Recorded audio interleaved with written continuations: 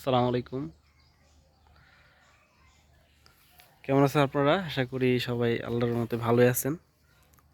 তো আজকে আপনাদের সামনে দেখাতে এসেছি আমাদের ফুলকপির আরেকটা প্রজেক্ট। তো ক্ষেতের ভিতরে আমরা চলে আসছি। ফুলকপিটা লাগানো হয়ে গেছে। দেখেন ফুলকপি কি সুন্দর করে গজাচ্ছে। ফুল আসার সময় উঠছে। এই যে সিয়াম আছে, সিয়াম বলতেছে ফুল আসার সময় উঠছে প্রায়। আমি সার দিয়ে একটা বুড়া দিতে হইব। হ্যাঁ, একটা বুড়া দিলে মোটামুটি আমাদের এখন আস্তে আস্তে ফুল আসবে। খুব দ্রুতই দিব, সারটা দিয়ে দিব আমরা। এবার যে একটু বড় বেশি, হ্যাঁ হ্যাঁ, এই যে এই পাশের গুলো একটু বেশি বড় হয়েছে। আসলে এই পাশের গুলো একটু বেশি বড় লাগতেছে না? হ্যাঁ, হ্যাঁ।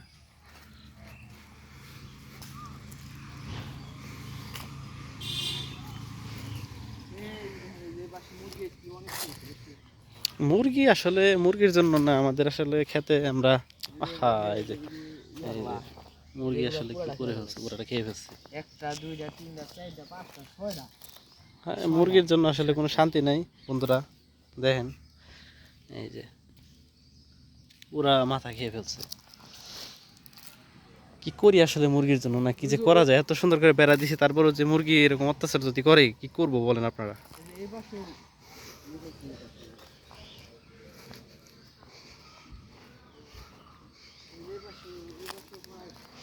আহা, এই পাশে কি সুন্দর চারাগুলো ছিল, আমার এত কষ্ট করে বোনা হয়েছে। দেখেন এই যে এইগুলো খেয়ে ফেলছে। কি যে বলবো আসলে বলেন, কৃষিকাজ আসলে কত কষ্টের। দেখেন এত কষ্ট করে বোনার পরে যদি এইভাবে মুরগিরা এভাবে যদি অত্যাচার করে, কি বলবো আসলে। দেখেন এই যে মুরগি, এই যে এদিক দিয়ে মুরগি আসছে, এই যে দেখেন মুরগি জাল ছিঁড়ে গেছে। এই যে এদিক দিয়ে মুরগি ঢুকছে। শিয়ালে ছিঁড়ছিল, শিয়ালে ছিঁড়ার কারণে মুরগি আসতে আরো সুবিধা হয়েছে। কিন্তু জোড়া দেওয়া হয়েছে। হ্যাঁ, একবার শীর্ষে জোড়া দিছি আবার ফিরে। হ্যাঁ, আসলে আবার এটা ঠিক করতে হবে আমাদের, তাছাড়ার উপায় নাই।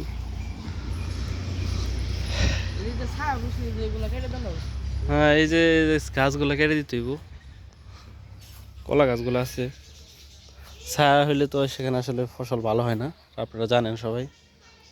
এইদিকে দেখেন, এইদিকে চারাগুলো কত ছোট, আবার এইদিকে চারাগুলো কত বড় হয়েছে। হ্যাঁ, রোদের সাথে চারার একটা সম্পর্ক আছে। আপনারা সবাই জানেন রোদ ছাড়া তো ভালো কোনো কিছু চারা ঠিক মতো গজায় না, বড় হয় না। তো এই হচ্ছে অবস্থা। কোদাল দিয়া সার দিতে হবে, সার দিয়ে পানি দিতে হবে। তো মনটা খারাপ হয়ে গেল আয়সা খেতে, মুরগির জন্য কতগুলো চারা নষ্ট হয়ে গেছে। তো আপনারা দোয়া করবেন যেন সামনে আপডেট জানাইতে পারি আপনাদের। আর খেতে পানি দিতে হবে, সার দিয়ে পানির ব্যবস্থা করো। হ্যাঁ, তো সবাই ভালো থাকবেন। আসসালামু আলাইকুম।